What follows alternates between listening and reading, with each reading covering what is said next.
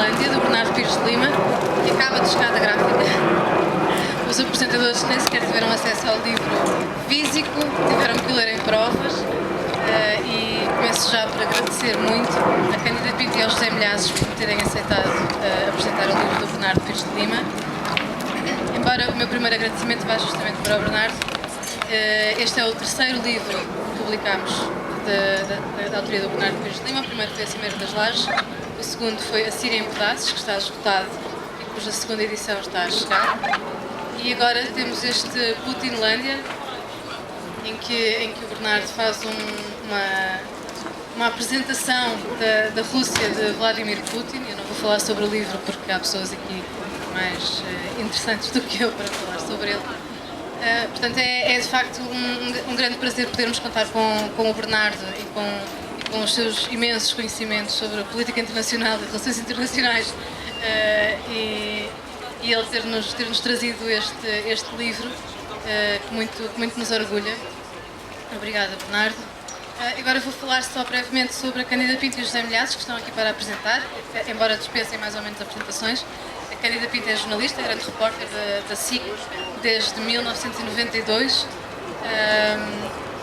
Fez muitas grandes reportagens, muitas reportagens de guerra, e está aqui hoje um bocadinho como especialista em questões na Rússia de Putin, vá. Fez o ano passado uma grande reportagem na Rússia justamente sobre Vladimir Putin, e foi por isso que nós a convidámos para ela estar aqui hoje. José Milhazes tem uma experiência vastíssima sobre a Rússia antes da União Soviética, onde viveu vários anos. Também foi correspondente de vários órgãos de comunicação, sobretudo da SIC, mas também da TSF, da RTP, da Lusa. E, portanto, é provavelmente a pessoa com mais conhecimentos sobre este país, que para nós é ainda muito desconhecido, não é? Portanto, eu queria agradecer a presença de ambos e vou desde já passar a palavra à Cândida. Nós não combinamos quem é que falava primeiro, mas eu vou passar a palavra à Cândida. Boa tarde a todos, muito obrigado pelo convite para estar aqui, é um prazer estar aqui, porque acho que é importante este livro do Bernardo Pires de Lima sobre a Putinlândia, porque eu acho que é daqueles temas que, ao contrário do que possa parecer, interessa às pessoas. Acho que para o público em geral há um déficit de conhecimento sobre o que se passa de facto na Rússia, sobre a forma como Putin atua e a forma como ele joga no plano internacional.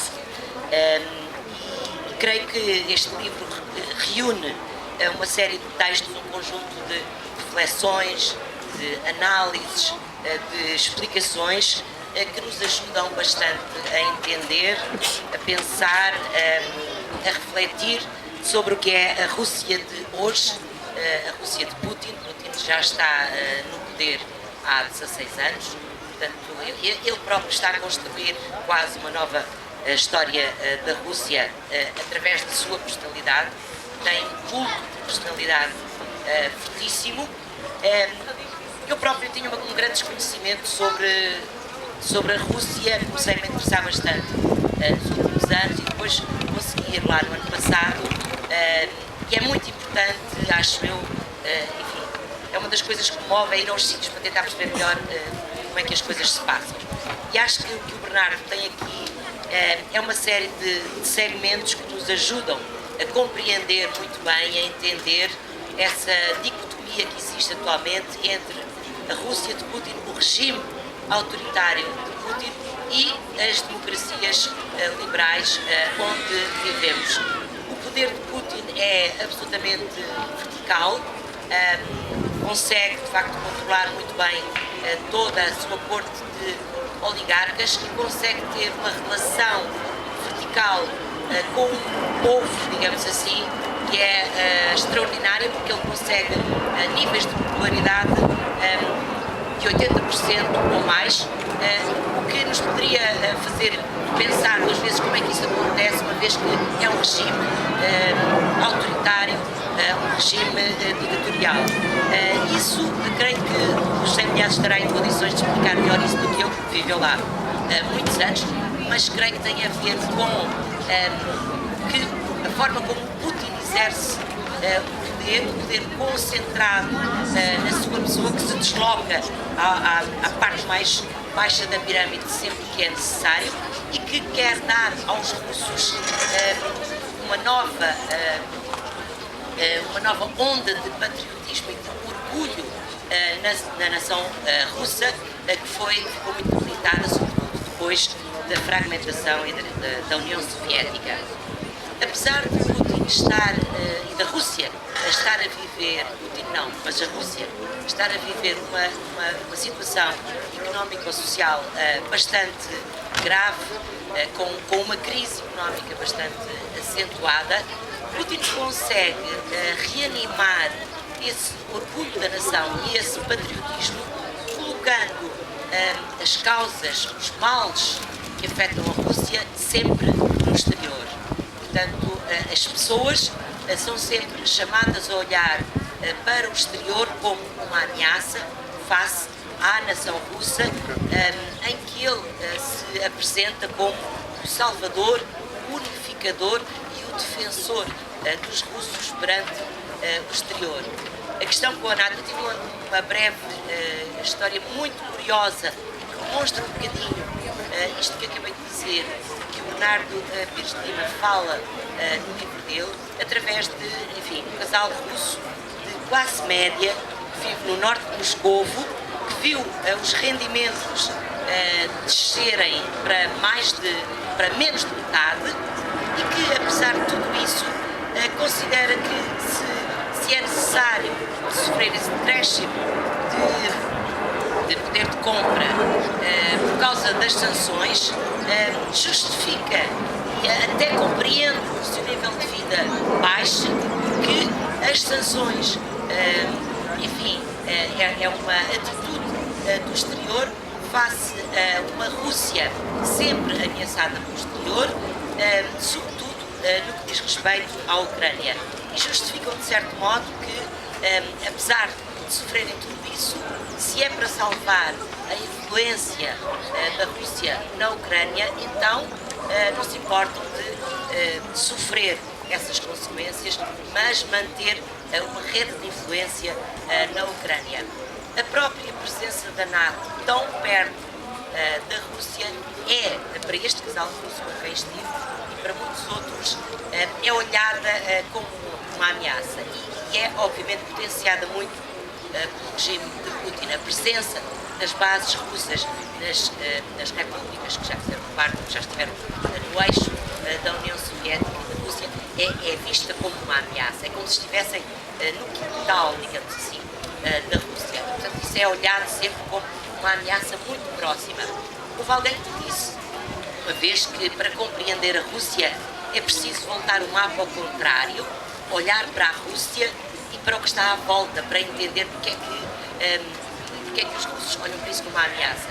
E às vezes nós esquecemos que a Rússia é o país mais vasto do mundo, que tem 9 fusos horários, que tem um ponto de poder que é Moscovo, uma segunda cidade que é São Petersburgo e depois uma enorme Rússia que vive longe desse poder e que tem um acesso extremamente limitado a tudo o que seja questões que dizem respeito à determinação do seu próprio futuro. Queria-vos falar também brevemente também está no livro de Leonardo Pires de Lima, mas queria-vos falar diretamente também de experiências que tive com zonas que sofrem atualmente graves situações, como é o caso da comunicação social e de jornalistas. Eu estive com jornalistas que todos os dias fazem prova de vida, ou seja, exercer jornalismo de investigação é fazer prova de vida diária. Há um abismo entre aquilo que é fazer investigação na Europa, da União Europeia na qual vivemos, e fazer jornalismo de investigação na Rússia. Há jornalistas que seguem, de certo modo, o caminho feito por Anna Politkovskaya, que pagou com a vida a investigação que fez, sobretudo na Chechênia, na guerra da Chechênia, mas há jornalistas que continuam a fazer isso, não só na imprensa escrita, como é o caso da Novaya Gazeta, por exemplo, também na rádio Eco Moscou.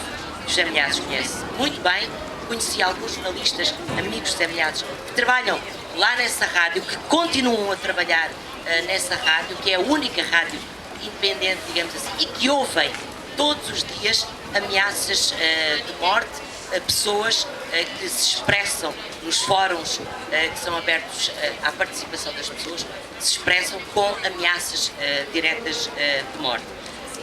Vou concluir com este dado que também está muito bem apresentado por Bernardo Pires de Lima neste livro, que é a influência que nós, se calhar, não nos apercebemos muito bem, a influência e o apoio económico que nesta altura Putin estabelece com movimentos extremistas da Europa, que se revêem em Putin nos extremismos, nos nacionalismos exacerbados e numa postura anti-islâmica.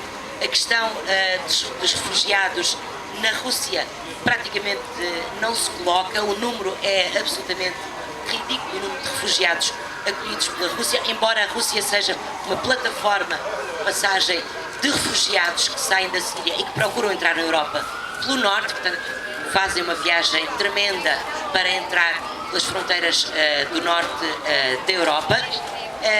E também uma outra reflexão sobre a forma como a Rússia se colocou perante o conflito da Síria versus mundo ocidental, digamos assim, comunidade internacional, coligação internacional que interfere na Rússia, que interfere na Síria. A Rússia foi muito rápida na forma como entrou na Síria, de certo modo até a mostrar à coligação internacional nós atuamos rapidamente. Ou seja, mas isto atuar rapidamente não é ingênuo, não é em nome dos sírios que continuam a morrer numa guerra que já dura há mais de 5 anos. Há uma estratégia internacional muito definida, há um tentar de Putin colocar a Rússia no altar das potências internacionais que têm uma palavra a dizer nos conflitos, neste caso no conflito da Síria, no Médio Oriente, e há também uma palavra de Putin a demonstrar nós, quando queremos atuar, atuamos rapidamente e damos provas disso, com, enfim, os aliados que nós conhecemos, no caso do Irão e também Bashar al-Assad, que se mantém no poder em Damasco. A Rússia já retirou da Síria, a Ucrânia, enfim, é outro conflito bastante desenvolvido no livro de Bernardo Pires de Lima, que se mantém enlumbrando entre a União Europeia e a Rússia, um conflito que está bastante esquecido por parte do mundo ocidental, mas que não está resolvido e, enfim, ninguém sabe muito bem como é que a situação na Ucrânia irá evoluir. Mas eu vou ficar por aqui e vou passar a palavra ao José Milhazes, que sabe disto muito mais do que eu.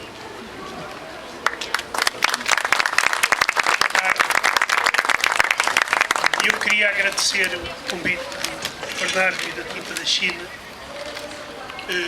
para falar de um tema, não posso dizer que me seja muito querido, digamos, é-me familiar, mas não me é muito querido. Mas eu fiquei surpreendido porque eu, pelo que aquilo que escrevo, pelos comentários que recebo, pensei que era em Portugal talvez o homem que mais criticava o Putin, mas isso não é verdade.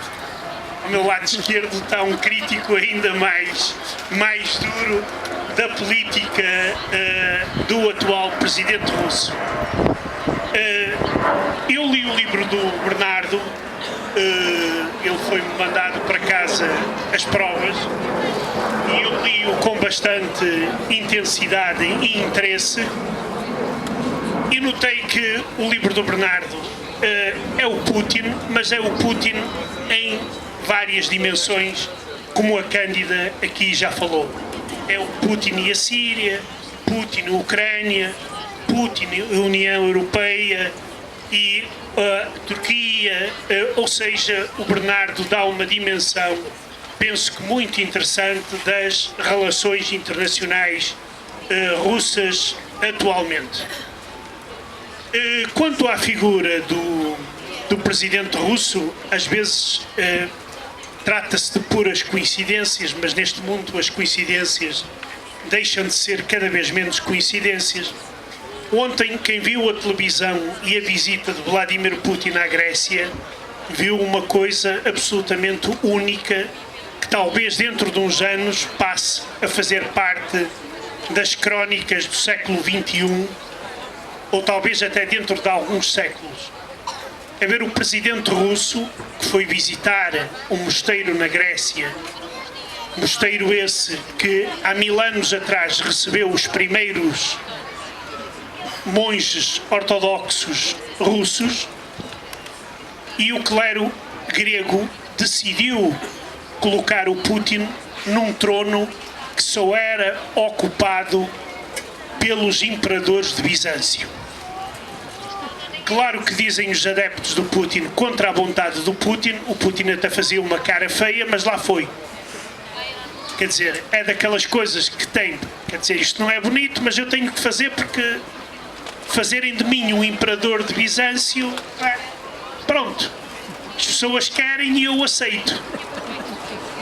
E é um pouco esta mensagem que ele tenta transmitir, e é uma mensagem também claramente de que Putin, além de o homem que tem interesses no chamado estrangeiro próximo, nas antigas repúblicas da União Soviética, começa a ter uma tarefa cada vez maior, que é ser o motor da reunificação e do reforço da igreja, ou melhor, das igrejas ortodoxas nos vários países do mundo. Elas estão principalmente no Médio Oriente, na Grécia, Rússia, em alguns países islavos, e a Igreja de Moscovo, com a ajuda de Vladimir Putin, aparece como aquela que vai dirigir. Isto traz-nos a ideia, uma ideia, eu peço desculpa por uma ideia que era uma ideia medieval russa, que é a Terceira Roma. A primeira Roma, todos nós sabemos qual foi. Ela foi derrubada, foi destruída pelos bárbaros. A segunda Roma foi o Império de Bizâncio, que caiu às mãos dos turcos. E a terceira e última Roma será Moscovo. Não haverá mais nada depois de Moscovo. Quer dizer, no fim de contas, trata-se de um paralelo da filosofia do Quinto Império em Portugal, ou chamemos também de um sebastianismo à russa. E é precisamente este tipo de ideia, ou de ideias, que servem de base a esta política que Vladimir Putin realiza. Em termos internos, por enquanto, tem êxito. Em termos externos, tenta mostrar, dar uma imagem daquilo que não é.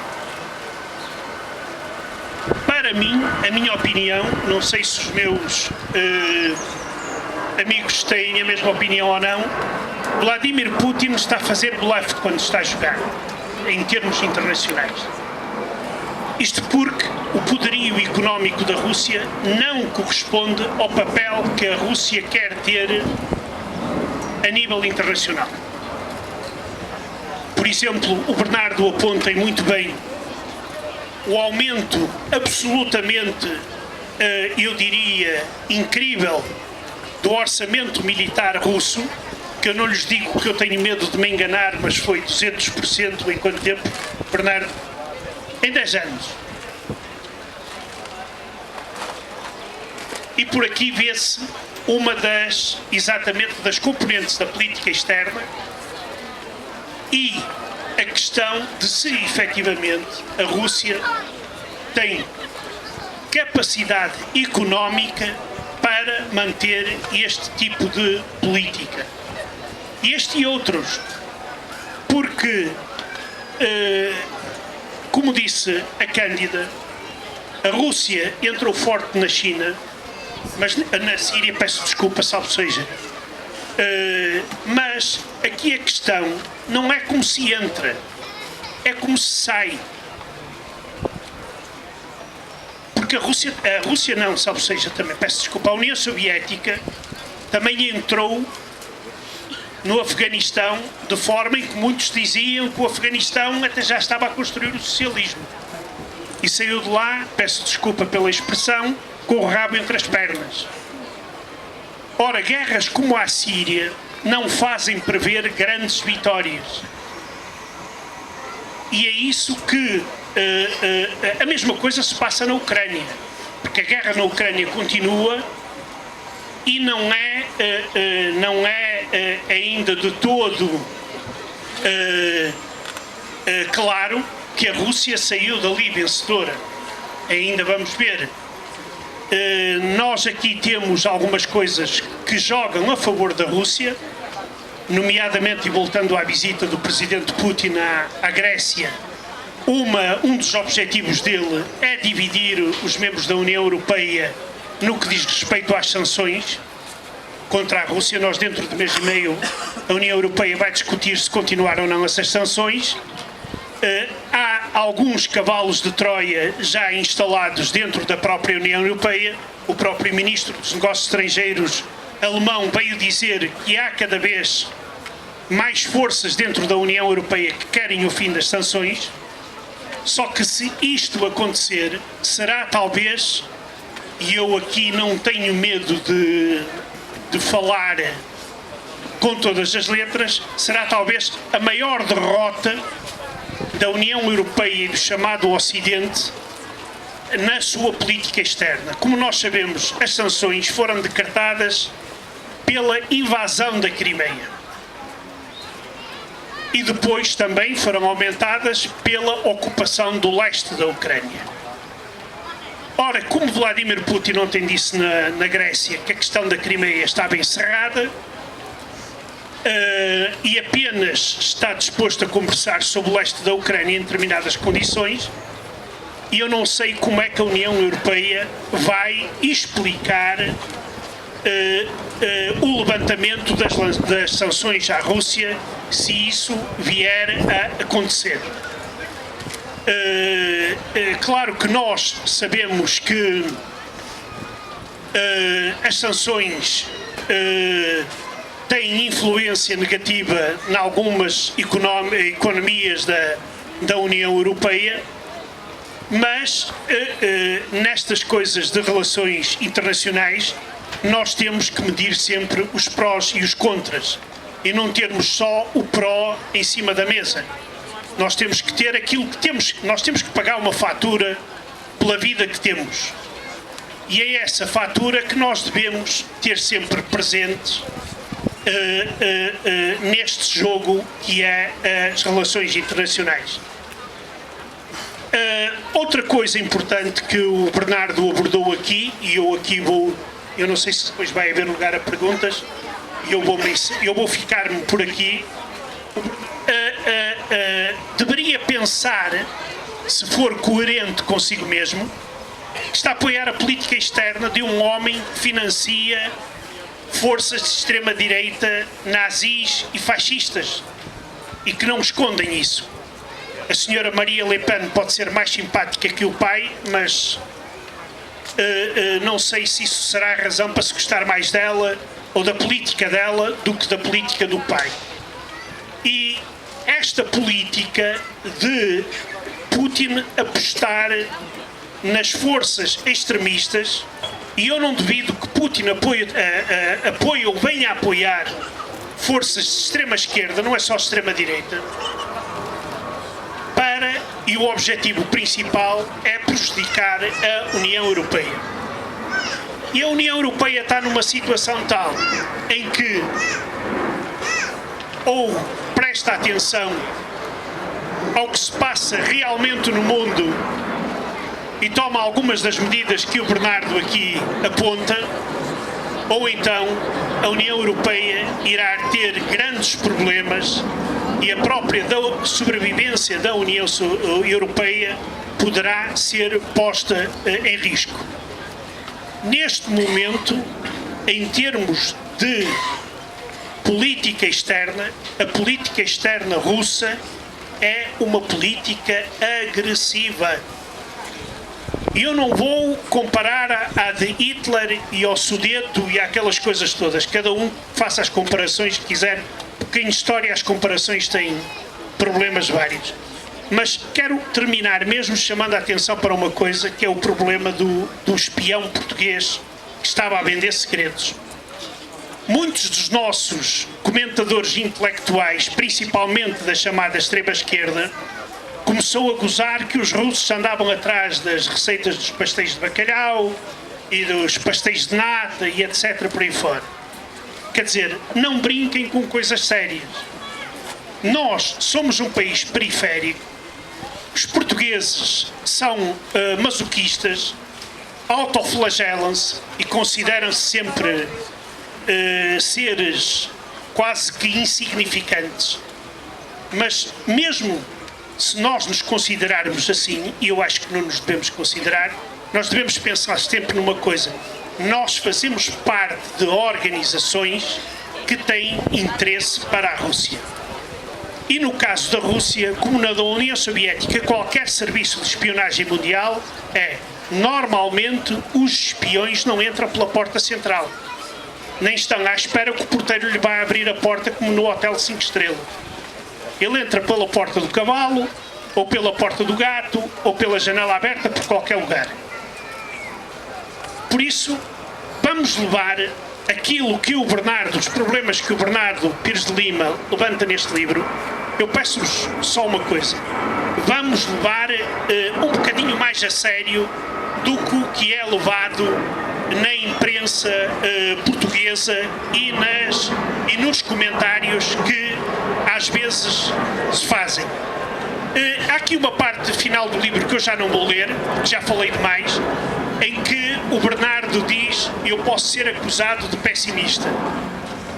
Bernardo, o pessimista é um otimista prevenido, não é? Por isso, Bernardo, devia ter escrito lá: eu como otimista prevenido e não como pessimista que é. Obrigado pela atenção.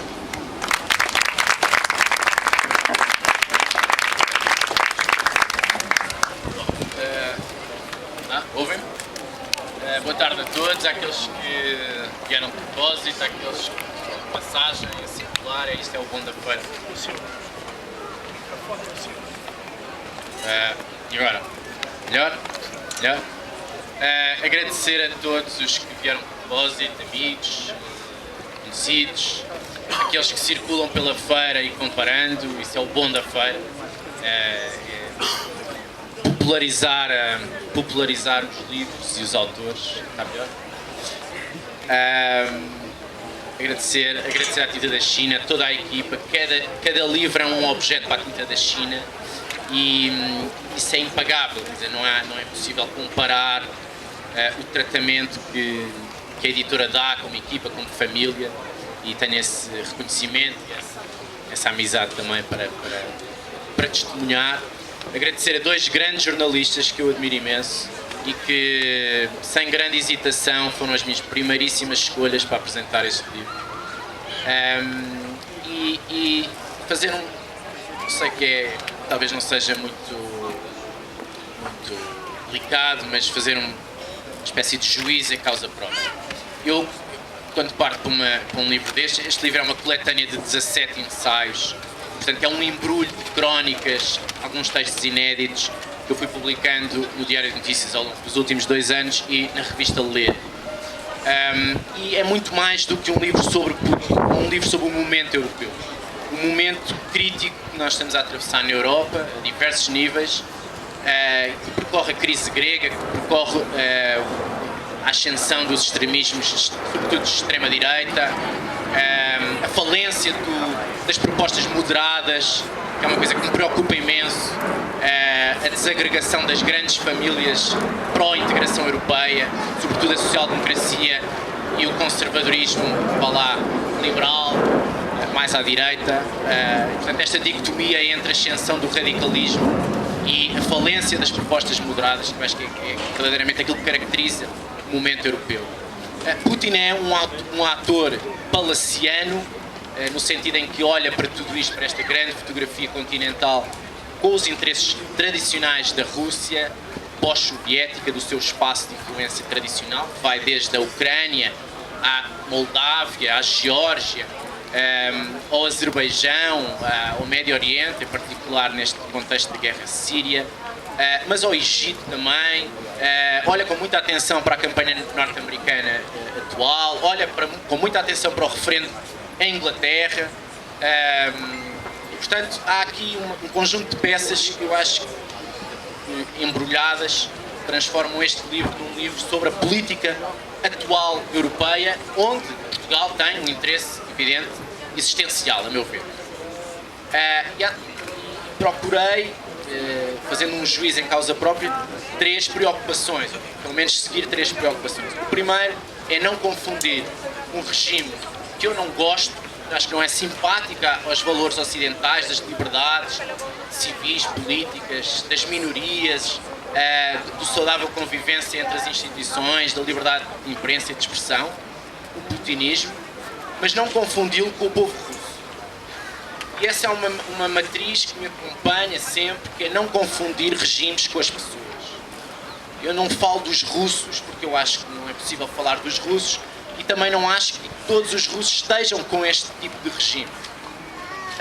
Alguns pagam com a vida o facto de expressarem antagonismo militante, há outros que têm que sair do país, há outros que são silenciados, há outros que são enviados para parte incerta. Portanto, essas práticas continuam, mas esse exclusivo desse exercício do poder não é da Rússia.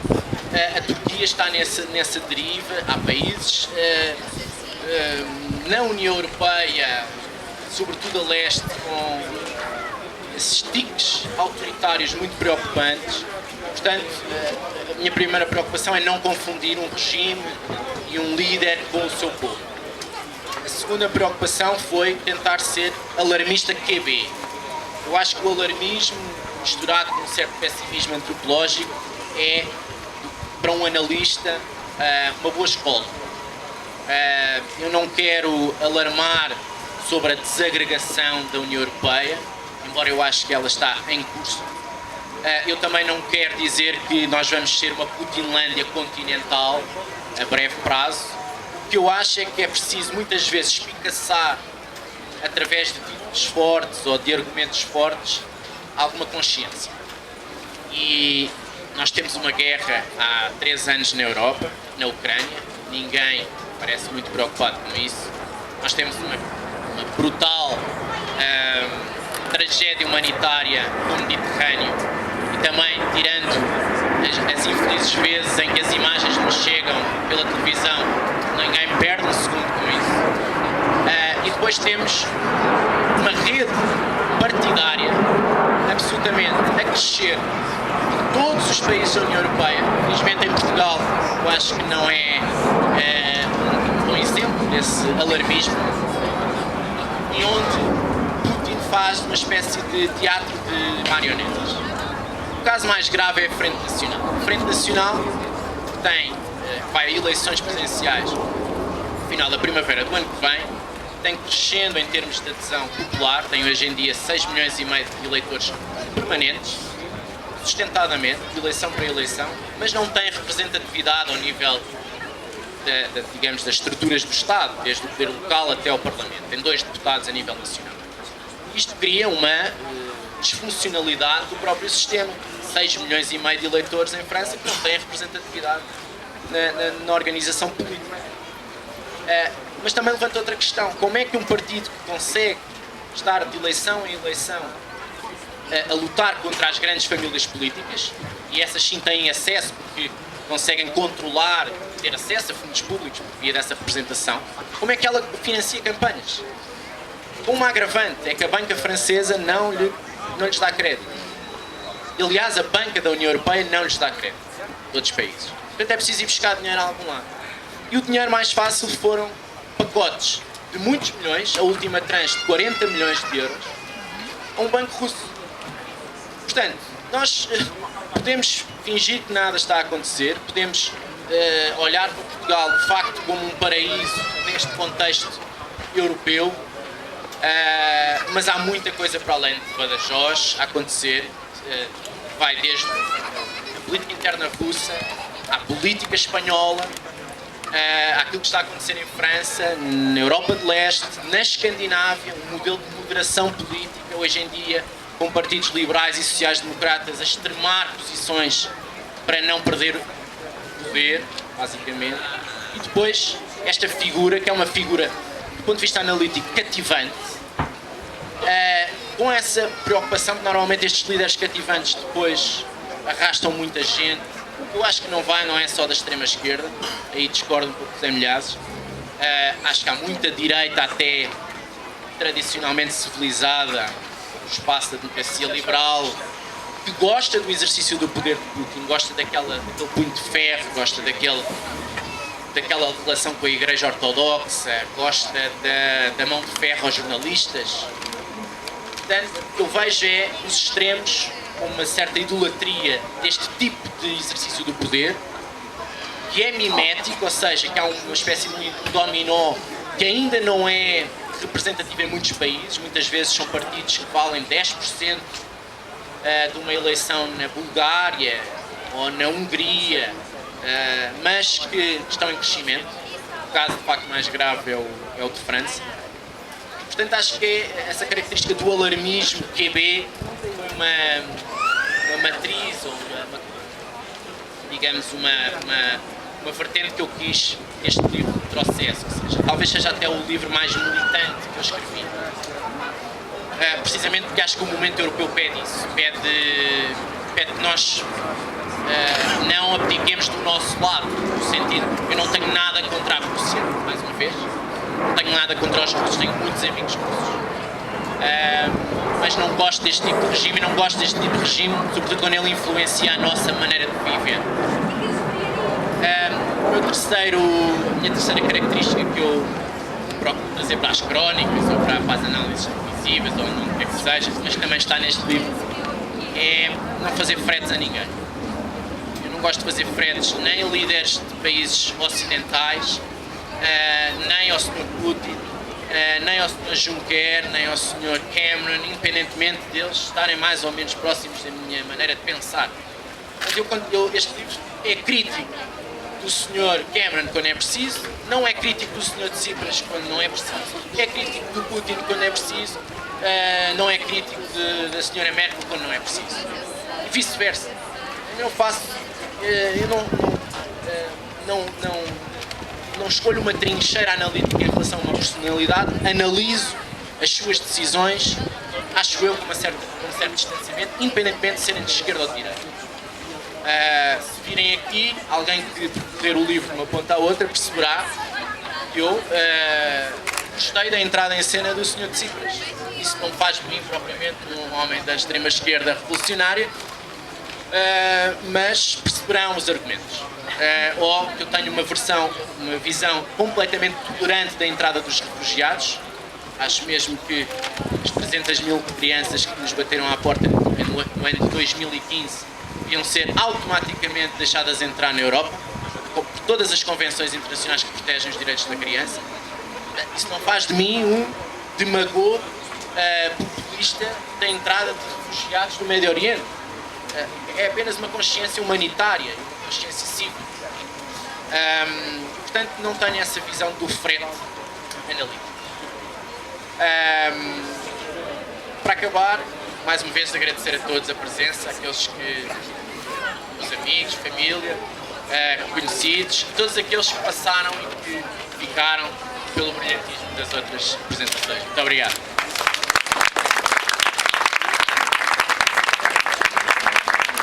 Bom, eu creio que as apresentações foram suficientemente apetitosas para agora toda a gente querer ler o livro. O Bernardo ainda pode responder a uma ou duas perguntas, se alguém quiser fazer, para nós precisamos que abandonar a praça e ele irá para ali dar autógrafos, mas se alguém quiser ainda fazer uma pergunta.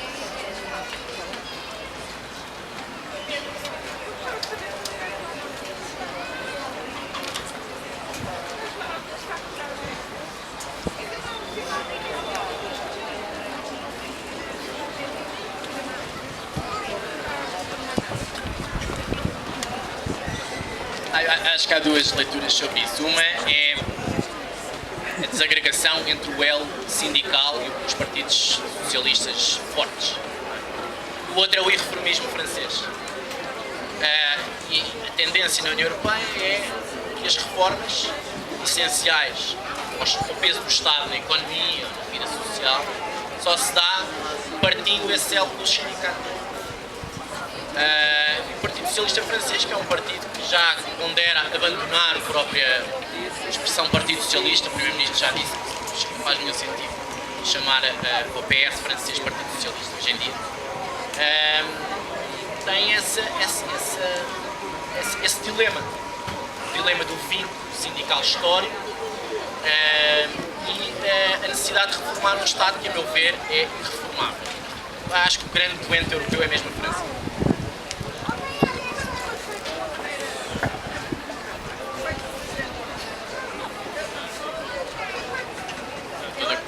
Estou de acordo. Estou de acordo. Bom, Estou de acordo consigo. o Bernardo pode continuar a conversar um bocadinho convosco ali, já estávamos já da China. Muito obrigada mais uma vez, obrigada Cândido Pinto, José Milhazes, obrigada Bernardo. Boa tarde.